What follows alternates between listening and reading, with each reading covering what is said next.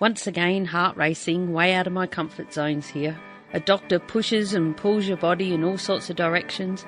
Bend down, touch toes, balance, twist, reach, squat, waddle like a duck, and on it goes. Hearing test, eyes, then of course a breath test for alcohol, and wee in a cup for a drug test. The nurse came in the toilet with me to make sure I didn't have someone else's urine sample. And are you serious? You want blood now? This is a shorter audio blog. I am Mad Mumzie, and for years now I've been asked the same questions. How does a little thing like you drive those big trucks? Oh, you must be rich. How do I get a job doing that? Not everyone is cut out to be a miner, but why not? What is it really like, and what does it take to thrive and survive in this industry? Hello and welcome to the Beers with a Miner podcast. My name is Mad Mumzie. This is episode 57. I haven't been around as much lately. If you're just tuning in for the first time, thank you very much. It's great to have you on board listening. And if you're one of my old timers, you'd know that I've been a little bit missing in action lately. I'm sure you're hanging out for my next episode. There's been a lot going on. I've had family move up here with me, and, you know, sometimes we just have to focus on something other, or our priorities kind of get moved around a little bit. I would like to say, of course, that you still are one of my priorities, and please follow me on all of the social medias, mainly Facebook and Twitter, Mad Mumzie, Mumzie on everything. And if you are a Facebook hanger-outerer, we have a little Beers with a Miner podcast group where I share some behind-the-scenes pictures and latest things that are going on. So I just took a snapshot of where I am actually, and I'll share that when I get back. But right now I'm outside at our local tennis club because the highway is just way too noisy today. So it's a beautiful Queensland day with brightest blue sky, and it was freezing though this morning. It was 8 degrees. Right now there's a rooster going off in the background, which is great timing, and I decided to bring my little dog with me. So on cue, here she comes. Say hello, little dog. She's wagging her tail at you. You may hear the pitter-patter of her paws on the concrete as she's walking around. Or is it cement? I don't know. The hard bit, not the powder. Okay, so this episode is going to be an audio blog, just me raving on, but it's actually me reading something that I recently discovered. My sister and I, hard hat mentor Dione Drew, are going to be doing a new collaboration coming up soon, and this was something that I found while I was researching something for that, and it's what I wrote years ago when I very first started mining. So I'm going to read it to you, and if you're a newbie, you might get a lot out of it, or at least see where some of the things are that you're going to have to go through, but also some of the thoughts behind it. I was coming out of a very long, 22-year relationship that ended suddenly, and this is how I fell into mining, really. So I put word to paper. This was before I was Mad Mumzie or anything. So I thought it might be worthwhile to share it with you. I've never shared it anywhere. I hope you enjoy it. And if you do know me, you might get a laugh out of it. And those really close to me might bring back some memories, and maybe, well, I was the one with the tears. But I have great friends that helped me through. So to you, I honour you and thank you. Anyway, let's get on with it. I've just cracked a beer. I should have waited and cracked it before you got here. But I'll make the noise. And I have another one in my bag. So by the end of this, I'm sure you will hear another one. Now, let's dig in. Get it? Dig. Mining. Oh, I cracked me up. Do I crack you up too, little dog? Oh, yes, I do. Okay, let's do it. All right. Let's start reading. Better have a drink first. This brings back so many memories for me. Well, I reckon this must have been around 2003, 2002, 2003-ish. Early 2000s, anyway. I took my own advice. I got out. Mum and her husband Baz were living interstate, working in the mining industry. Mum offered for me to go and stay with them. It would not cost me anything, but she did say they could not support my beer habit. Hang on, I better have another drink. I forgot that bit. That's the first paragraph. Okay. So they said I could go and stay with them. It wouldn't cost me anything, but they couldn't support my beer habit. I thought that was a fair enough deal. Getting away was all I could think of to do at that time. I wonder where I got that idea. Mum has worked in the mines along with my sister for about 20 years or more, ever since she separated from my dad. However, they have never operated the trucks. Baz does drive trucks and loaders too. And now he's a trainer extraordinaire. Awesome. I digress. Stick to the script, Mad Mumzie. It just so happened that at that time the mine where Baz was currently working was changing their roster, and they were in the process of hiring a whole new crew, most of whom were greenskins, a person who has never driven trucks before. Baz suggested we go for a mine tour and have a look. I took my resume with me just in case. I knew the trucks were huge, and I didn't really think I could possibly be capable of operating something of such enormous proportions. Not only were these monsters 6.4 metres high, 7.5 metres wide and 12.5 metres long, they carried 240 tonne on their back, take 1,100 litres of fuel a minute, and they're left-hand drive. Are you serious? However, as the 2-hour tour lesson progressed, I felt less and less intimidated. Yes, they were left-hand drive, but you give way to the left. At that particular mine, that was the basic traffic rule. This obviously was because you could see jack shit out the right side of the truck, which was a mile away. The driver's cab was about the same size as the front of a car.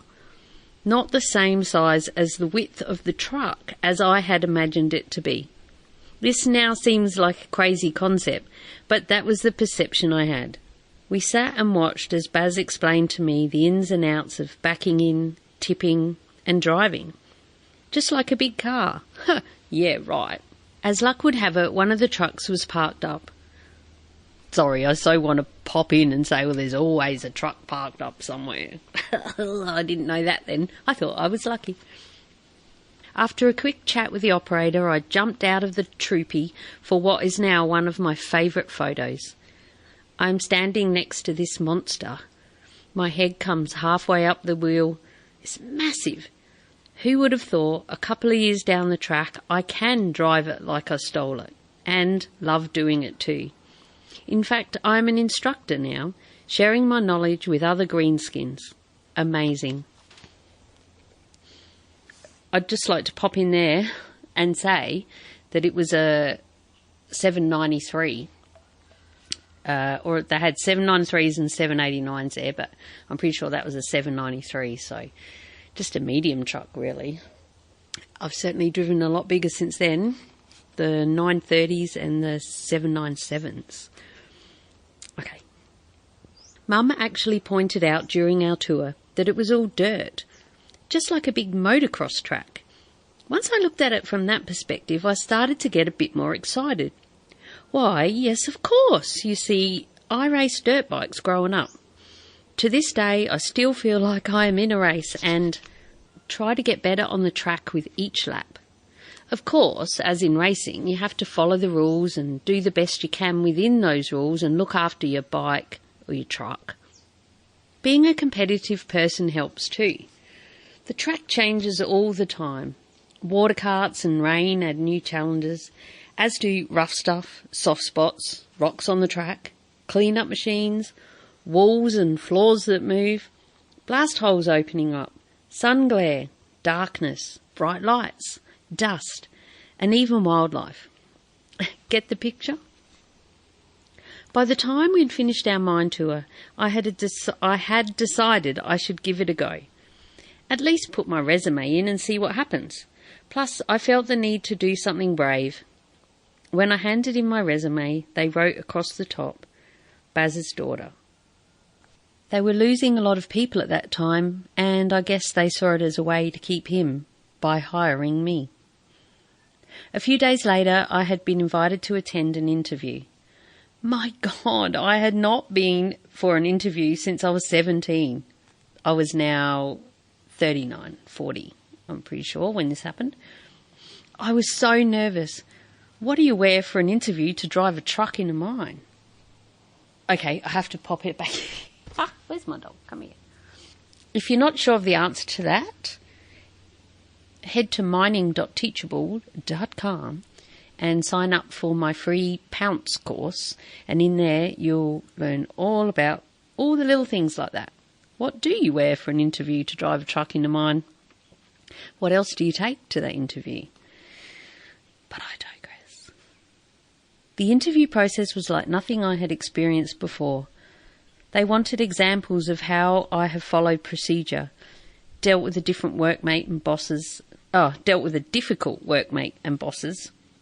How have I dealt with authority, and what have I changed in my workplace as a result of this? What machinery had I operated? How do I deal with lots of men? How do we know you won't go back to your family? One thing they did not ask me, however, was how well I deal with the freezing cold weather. Because I only lasted 9 months because it used to snow there and I had to come back to Queensland. I'll have a drink. It's good to look back sometimes, isn't it? To see how far we've come, or the things we've overcome, I should say. So back to it. Somehow I managed to baffle my way through using examples from my various skill bases, like dealing with disgruntled customers in a pet shop, talking someone into sponsoring one of our fundraisers, standing in front of a crowd on a microphone, and driving my seafood truck. What a great skill base to work in a mine. My heart was pumping 100 miles an hour. I did make a bit of an impression. They seemed to be laughing a fair bit, but I'm not sure if they were laughing with me or at me. We were camping, freezing cold, near Canberra, I believe. We were camping when the phone call came for me to go for a medical. A medical? God, another first. Mum and Baz said I must have the job to be sent for the medical, as they are quite an outlay for the company. Once again, heart racing, way out of my comfort zones here. A doctor pushes and pulls your body in all sorts of directions. Bend down, touch toes, balance, twist, reach, squat. Waddle like a duck, and on it goes. Hearing test, eyes, then of course a breath test for alcohol, and wee in a cup for a drug test. The nurse came in the toilet with me to make sure I didn't have someone else's urine sample. And are you serious? You want blood now? Oh dear. I don't think I've had to give blood since then for a medical. I don't know. Can you hear the roosters? Oh, they're chickens. They must have all laid eggs. Anyway, it's the ambience of the country. Shut up, girls. I decided that if I was really going to drive these monster trucks, which seemed a certainty now that I had an official start date, I needed a plan. So I made a list. That's me, a real list head. From my old secretarial days, I think, and my mum. It has been passed down the generations to my girls too. We're always buying new little notepads for each other. My first goal... Hang on, I might put my glasses on, that'll help. Oh, look at that. Right, I'll have another drink. My first goal was to reverse the car down our skinny driveway using only the side mirrors. You see, that is another thing. There is no rear view mirror in the trucks. Of course, that is because there's a big tray behind you. I started to get the hang of it, slowly. When I learnt how much I was going to be paid, I could not believe how anyone could spend so much money. As it turns out, though, it is true what they say, and you soon live up to that level and look for more. It was also good healing for me, spending cash, buying clothes, shoes, CDs, going on holidays, hiring flash cars, staying in nice places, getting my hair and nails done, massages. I believe they call it retail therapy. This was something I had not experienced before, and I liked it. Just on that, how could anyone earn so much, spend so much money? My first package was $62,500 a year, including super, which, when I came to Queensland, was no way. There was heaps more up here. So, yes. They had early opener at the local pub, a nice breakfast for the shift workers. After our last night shift, a few of us would go and eventually leave. Walking home past all the shops after quite a few beers got the best of me sometimes, and I would usually come home with a new pair of designer jeans or two. Mum used to say, "Oh, what have you bought now?" A good mate from my past life asked me in those early days if I was stacking the money away, as most people in mining are trying to do. He was soon told in no uncertain terms that that was not why I was there. I was there to stay alive and enjoying my retail therapy. Healing. My first official day at work was for an induction. All mines have these, and before you can go on site must be completed. We filed into a big room and sat around a U-shaped table. There must have been over 50 people in there. Various bosses from different departments from the mine spoke all morning, outlining relevant aspects of the mining operation. To me, it was fascinating. Others, however, looked very bored. I've now been to a few inductions and also find most of it boring. It's so repetitive. I scanned the room, lots of men and a handful of women. How many of the women would be starting with me, I wondered. Perhaps we could be friends. I needed a girlfriend. At lunchtime, the trainer asked the new trainee truck drivers to stay in the room. To my horror, all the women got up and walked out. There were 16 of us left, and I was the only girl. Bring it on, boys. We completed our induction, and from then on it was us 16, the new team. We also received our clothing issue. That night, when I got home, Mum took a photo of me with my hard hat, safety glasses and orange vest on, along with my black winter pyjamas that had coffee cups all over them. Oh, I only just recently threw those out. I sent the photo to a few close friends. One of them loved the uniform. I had to explain they were actually my pyjamas. In the first few days, we were told what to expect from our training and watched lots of training videos. When it came time to talk about what we had done in the past, I was horrified. Not only did we have to say it in front of 15 others, 3 trainers and one of the big bosses, but I seemed to be totally lacking absolutely any skills relevant to driving a truck. Some of the others had been driving in mines already, definitely not greenskins. Others had driven smaller trucks in construction or on farms. Me, I had worked as a secretary, factory worker, pet shop and seafood retailer, promotions, business, and I've made jewellery. However, I had not bothered to put on my resume that I also at one stage had sold lingerie and adult novelties by party plan. I had no intention of telling them that, but it just came out. I told a few stories and we all had a laugh and carried on. Talk about an icebreaker. I should have known then I was going to be a bit different. Our trainers were excellent.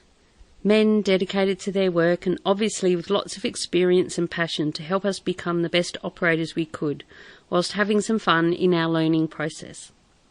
I've always remembered something one of them said to us. You have a choice to make, and I suggest that you decide to make it today. You can choose between being a steering wheel attendant or a professional operator. At first this was lost on me. However, I now know exactly what he means. This is one of the initial statements I make to any new truck driver who happens to come for a spin in a truck with me in their training. I've certainly come across many steering wheel attendants in my day. They just drive and are usually wishing they were somewhere else, like in a dozer or digger or on break, fishing. They stare aimlessly into space or have their nose stuck in some mindless gossip or girly magazine. The mining world goes on around them and they are oblivious to what is unfolding, only focusing on the two-way radio when they hear their name or truck number called. Usually it takes a few attempts to get their attention. Then when they answer, they don't hold the button on the two-way handpiece in long enough so you can understand what they said. They park up early and constantly finding fault with their machine, flogging the guts out of their truck, not reporting alerts that come up to the workshop or taking heed to what such an alert actually means. Like, slow down, you're overheating the brakes. We have to do a walk-around inspection of our machines to look for anything untoward. The steering wheel attendant will look at it and say, "It's got 4 wheels, let's go." I've heard a couple of fellas say, well, the funny thing is, they actually have 6 wheels. Oh, time for a drink. As I am doing my walk around, I always put one hand on one of the tyres and say to my truck, "You look after me and I'll look after you."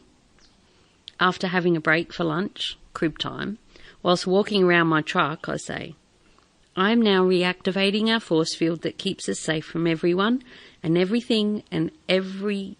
Oh, hang on, I'll read that again. I forgot I used to say this. For some reason I stopped saying it. Complacency, probably. "I am now reactivating our force field that keeps us safe from everyone and everything and everyone safe from us." It may be superstitious, but it's worked for me this far. I worked with one guy we swore carried around a toolbox to undo or cut things when they did not naturally break down. He put 6 trucks down in one shift. Of course, the workshop guys loved him, not. I've certainly met a lot more than one of those nowadays. These steering wheel attendants also tip short at the dump, back in under the diggers or shovel erratically, fall asleep on night shift in their machine, don't call up for rocks on the haul road or to acknowledge someone coming onto your circuit, always leaving it to the same few people. Sometimes I get mad at this if I have working with me on my circuit people who will not acknowledge at all or randomly. It ends up I'm the only one answering all bloody day. This is a procedure that must be followed, and the whole mine can hear it, or not hear it, depending on the case. I get the shits occasionally and will leave it a long time. Then eventually say, for example, "Righto," or "Copy that light vehicle on O3 circuit." When I'm on the water cart, it's me waiting for the acknowledgement. It gets noticed who does and does not answer, so adding my 2 bobs worth in here, just share it around. Geez, you know. Recently this issue came up at our pre-start meeting with my crew. For the first time ever, I dropped the F word in the meeting, telling them I sit in my truck sometimes and say, "No, you can get fucked. I'm not going to answer this time." I got quite a good response actually, with one wag saying, "Tell us what you really think, Leanne. Tell us what you really think, Mad Mumzie." They just drive, attend the wheel, steering wheel attendant, annoy me to the core. The professional operator, however, is the opposite of this. They're on the ball, know what's going on. They'll call to get the circuit graded instead of just crashing through it all day, complaining away to themselves and getting a sore back and neck. If the dozer operator tells all his truckies to go back to the start of the dump, they heard, acknowledged and remembered. When the digger driver tells what sort of material they are hauling, they know where to take it, or they'll call up and ask if they're not sure. They operate their machine in the correct manner for optimum efficiency and performance without flogging the crap out of it. The professional operator is prepared, on time, presentable and fit for work. The steering wheel attendant left their safety glasses home, has very creased clothing and is tired with no sleep and a slight hangover.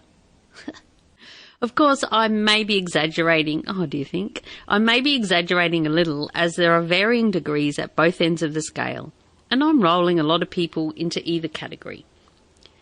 It can also depend on what's going on in your life, your mood, and your levels of fatigue, health, things like that. That day in training, however, I made a conscious decision to try and be a professional operator whenever possible. Like the saying goes, if you're going to do something, you might as well do it right and keep trying to improve and learn. Never stop learning. In our training, we were continuously being bombarded with photos and stories of accidents when things have gone horribly wrong. I understand now it was to make us become extremely aware of safety and the consequences that can, and sadly do, happen when procedures and common sense go out the window. Now for a word from our sponsor, Julia Hartman and the Bantax Accounting Group. Julia's my awesome accountant. She's written 2 books with financial expert Noel Whittaker, and she's got a passion to help us miners make the most out of our hard-earned cash. She's got heaps of tips and make sure that we get every cent we are meant to get, and is right on the ball with everything. If you head to bantax.com.au/miners, that's BANTACS, you can download a free booklet all just for us miners.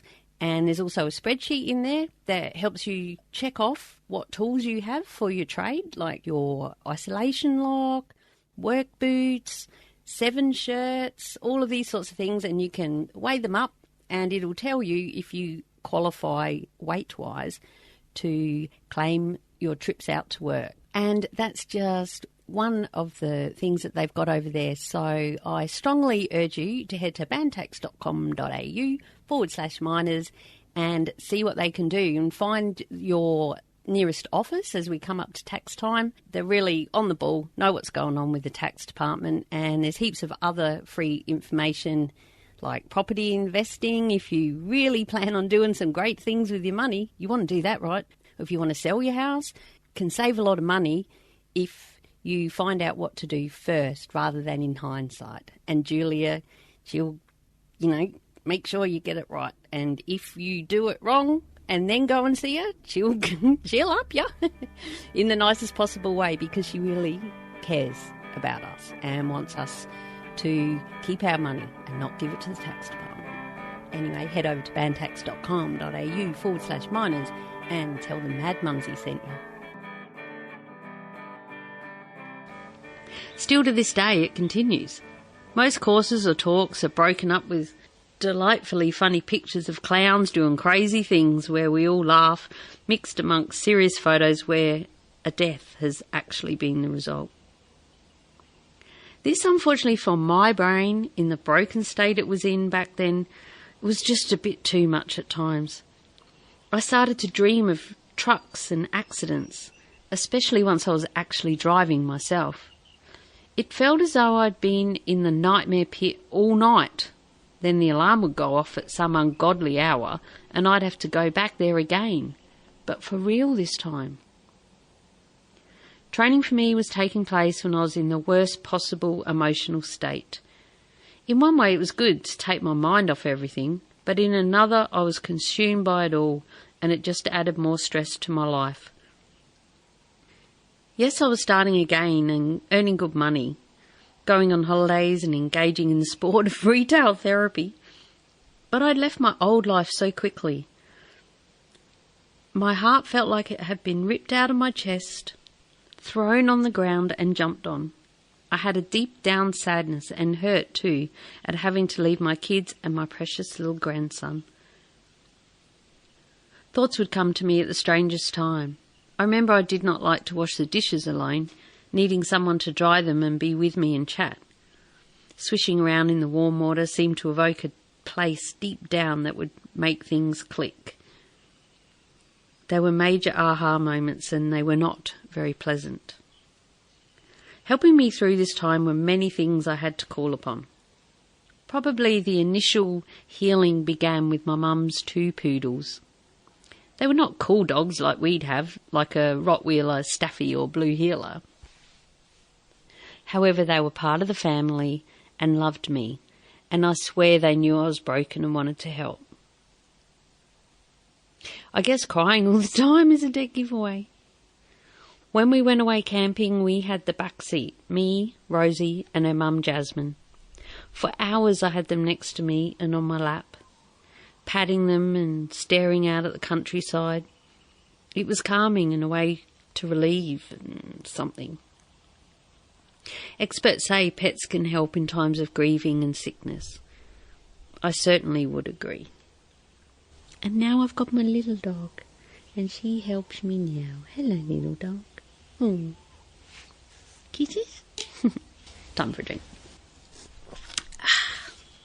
Of course, Mum and Baz were terrific. I honestly don't know how I would have managed without them coming to my rescue.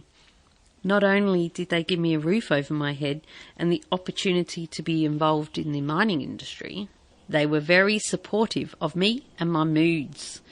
I went from going out partying and Mum calling me a wayward teenager, forgot about that, to collapsing into their arms and crying like a baby.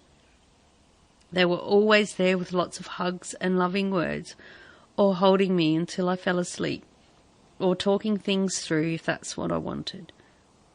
A very special place in my mended heart is reserved for them. The kids were great too. I think they were more worried about me than anything else. Of course, they were very upset our little family had broken up. I'm sure their hearts were breaking as much as mine, and maybe, just maybe, their dad's heart too.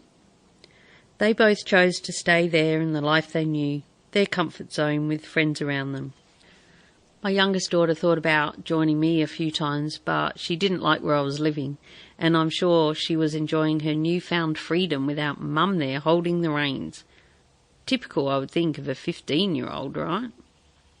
I also was not sure if I was going to stay put for very long. And it was freezing. Colder than Canberra. My eldest daughter moved straight back into our home with her little boy when she found out what was going on.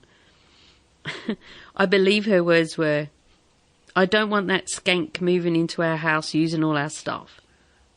Only thing was she moved straight into our bedroom, which did not impress her dad. Of course, I thought it was hilarious. You go, girls. In case you didn't know, he'd had an affair, so that's why I split the scene, baby. She was the go-between for me, helping to sort out our finances and to change accounts over. Most bills were in my name, including his bloody mobile phone. That had to change real fast. Although it was a very hard place for her to be, in the middle, it was an absolute lifesaver as I did not want to talk to him. After 22 years, there's a lot to sort out. Just the house to go, and then we finally have closure. Famous last words, 4.5 years, and that's still not closed. I think it took about, 8 years maybe, but we finally sold the house, and that was that. When the kids flew down to visit me, it was really great to see them and give them lots of hugs, but a piece of my heart broke a bit more each time I had to say goodbye to my babies. It still does to this day as I am working and living away from them, but try to visit when I can. And, newsflash, everyone's up here now with me, yay! Except my sister and, my dad, but my daughters and my grandsons, which is great. My sister, my dad, my ex-mother-in-law, my girlfriends, my email buddy, makeovers and waxing, getting my nails and hair done. So much support in those early days. But I'm digressing a bit away from mining right now because this was a bit of a way to heal back in the day. I'll need a drink. But I've chosen to share it with you.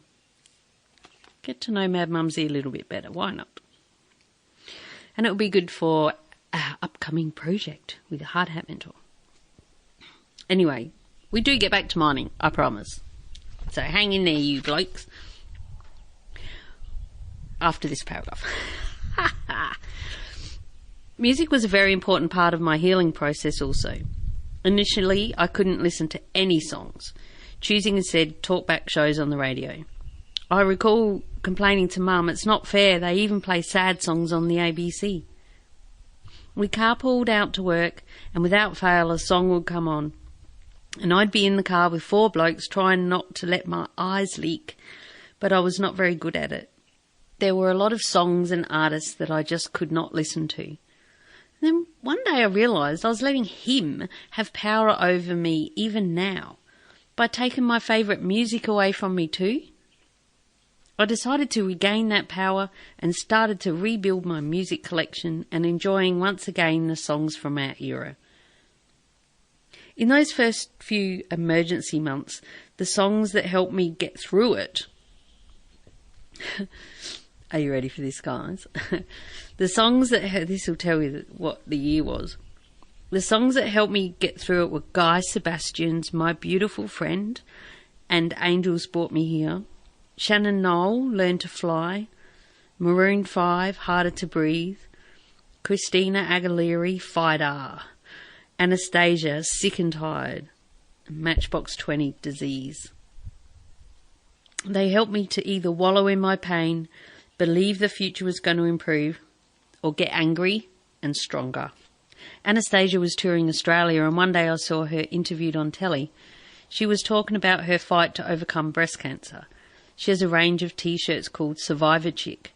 I love her music, and to listen to her talk about how she overcame adversity and was helping other women to believe and be aware and promote regular breast screening was very inspiring to me at the time.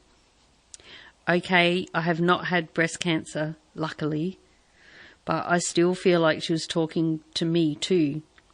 Be brave, survive. I was a survivor chick. That's what I did. I survived.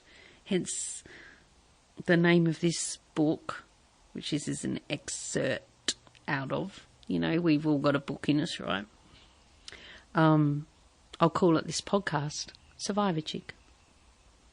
I also got a tattoo saying Survivor Chick 04, the year that it happened, and I was turning 40. And I got it on the back of my neck, and if you've ever had a tattoo on the back of your neck, all your nerves are there, and my leg kept flying out. I forgot about that. Have a drink. So I had my family, friends and music to help me heal, but I also had some very important souls helping me out too. They still are to this day. I call them my angels, Nana and Graham. My Nana, my mum's mum, was always there when we were growing up. She came to our netball and softball games and was always at motorbikes, snapping away, taking heaps of photos of us. I'm so glad she got to see her great-grandchildren before finally passing away with leukemia. I still miss her to this day. However, I do talk to her all the time, believe she's watching out for us all. Graham was like my brother I never had growing up. I know it's cliché, but he was. In our teenage years, our most influential time really, he was there. He hated me at one stage for taking his best friend away from him. Does that have happened to you? But this is a common occurrence, I've since learnt, when adolescence kicks in and we start to get serious about our girlfriends and boyfriends. He soon found his own lady and was the first of all of us to get married. We stayed in touch after leaving our home state, and he was a favourite uncle to the girls. He was killed, tragically, murdered actually. And I've always believed he's up there with my Nana, hanging out, watching what we're all up to and doing what he can to help. He was a strong, take-no-shit sort of fella, and I use him whenever I need to toughen up and deal with certain situations. Back to mining, fellas. One day at work, I was having trouble figuring out how to back in under the excavator and digger. This was a new mine for me, and I was still learning how these creatures with the big hand worked. Up until then, I'd only ever worked under a shovel, hydraulic shovel. I was getting quite upset with myself. I got mad for letting my emotions come out in my truck, as it had been a while since that had happened. So I took out my picture of Graham and placed it up on the dash. I explained to him that we were going to learn this together, today. I was talking away, explaining to him how to drive these trucks. It totally changed my attitude, and I found I was laughing at myself instead. I became more relaxed and learnt that teaching another person, even if they're only there in spirit, helped it all to sink in. And from that day on, I felt like I got it. I'm always still learning and trying to improve to this day, but that was a big turning point. That and going out with a Kiwi digger driver who was giving me free daily lessons on the art of diggers. He was on our crew, and for a long time I was working under him. In the trucks under him, you know what I mean. Oh, I even wrote that. In my truck, I mean. I knew how that sounded. So at night or morning, depending on our shift, we would have a beer and he would explain, usually with a few drawings, why he did what and how I could improve. He did freak me out a few times when I thought I'd had a great day and was going to be praised for my improvement, only for him to say I did some wild driving. What was going on there? Oh dear. But in the end he said I was his best truckie. Bit biased? Yes, I'm sure, but it made me feel heaps better and to just enjoy my driving. However, in the end, I'll just add this bit in, he turned out just to be a bit mean. Always ended up making me cry, so I had to leave. Twice. These things all make us stronger, don't they? And all you angry men out there, go and see someone and find out why. Don't even get me started on that. All right. Where I stayed initially with Mum and Baz was under a major crossover point for interstate jet planes. There were some amazing trails left behind in the sky, and I chose to see each one as an angel letting me know they were there with me and that I would be okay. Many times there's a whole team up there cheering me on. I still do that when I see them, these hello angels. My other friend in the sky is the configuration of stars commonly known as the saucepan. Years ago we were travelling interstate in the car and the kids had flown ahead. Lying beneath the beautiful summer sky, I realised that the bottom of the saucepan had 3 stars.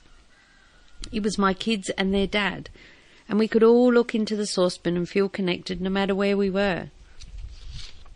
The bottom 3 stars also represent my mum, dad, and my sister. I've chosen to place many people to represent a star of the saucepan at different times, sort of like a big lighthouse of communication. People both here on Earth or passed over. Regularly on night shift, the saucepan will just all of a sudden appear in the sky. The best, most powerful is when it's sitting right at the top of the ramp, almost feeling as if you're driving into it. Oh, God, I love that. I'm a great believer in the universe and all things spiritual rather than religion. I'm still open to many beliefs, but I guess my God is the universe, and I believe it helps, along with my own decisions and, of course, my angels, to decide the direction of my life. People call it many things. My dad calls it the vortex. I call it the vortex now too, because I listen to Abraham Hicks. Google it. Many people, of course, have their God, whatever your God is. Whatever. I've spoken about this before, I think, but whatever gets you through. Call it whatever you want, as long as it helps you make you feel better and feel that you can handle anything. Okay, back to it. I went to a psychic about 20 years ago who saw me clearly in an environment where everything was big, huge. Of course, the optimistic Sagittarian in me thought I was on a winner with the health drink I was trying to sell via network marketing. He was shaking his head saying, "No, I don't think so." I now believe that way back then he saw me working in the mines driving these huge trucks. It was my destiny, even 20 years ago. I have a saying when things change for me. It's usually reserved for when a dramatic shift occurs. It's just the universe doing its shit again. What are you guys planning for me now? It knows the path I'm meant to be on and occasionally has to shove me back into it. Sometimes too dramatically for my liking. I have caught myself saying this to other people when things happen to them too. Not sure if they get it or just think I'm a crazy lady. A good example of this was when I really wanted to be on a particular crew when I first started at a new mine, because I was going to share travel with someone I already knew. I was placed onto another crew, totally opposite. Bloody lovely, thanks for that. After a while, I started to settle into that crew and thought it wasn't such a bad thing after all. Then, out of the blue, I was shafted.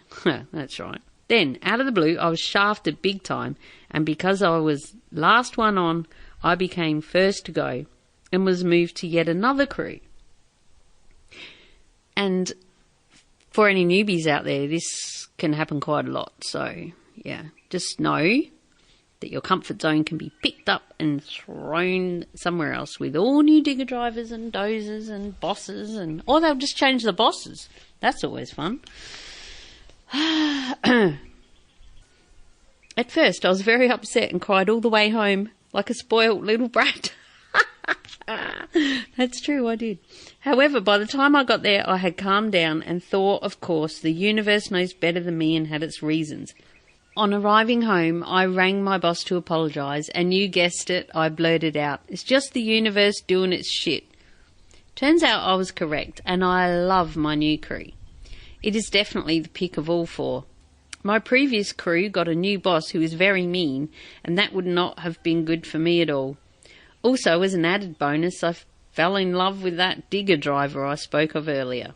He taught me so much about life, as well as driving trucks, and to focus on my goals in life, not just the retail therapy way of living. I knuckled down and saved a deposit for a house and bought my castle. His philosophy was that every man, woman needs their own castle. It also felt good to be supported by a strong man again. We were together for 2.5 years, and I don't know if that statement still holds true, but yes, we were together for a couple of years. And now, of course, I did have a break. But now, of course, I've got my real miner, and we've been together for many, many, many years, who is absolutely perfect. And I love him to death, and he never listens, so it's okay. Right. So there you have it. That was chapter 1 of my elusive book. I think I only wrote one chapter, and then I started the podcast a few years after that anyway. I'd rather talk. So here's cheers to you, and are you ready? Best sound in the world. There's a train going past in the background. I'll finish up now. Thank you so much for listening. Head to madmumzie.com/beers57, the number 57 for the show notes. I put a couple of pictures up there. The one of me in my pyjamas and my vest and my hard hat. And I do have a few interview episodes coming up that I will look forward to share with you. Please subscribe so you don't miss any episodes. And of course, share with your mates. Until next time, stay safe, be real, be special. Been a while since I've said that. Get it right, Mad Mumzie? Alright, better have another drink. Until next time, stay safe, be real, be special, and have fun. For we only live once. Cheers! And stay warm. Oh my God, it was bloody freezing last night. Freaking 8 degrees. It's Queensland. Okay, cheers. Talk to you next time.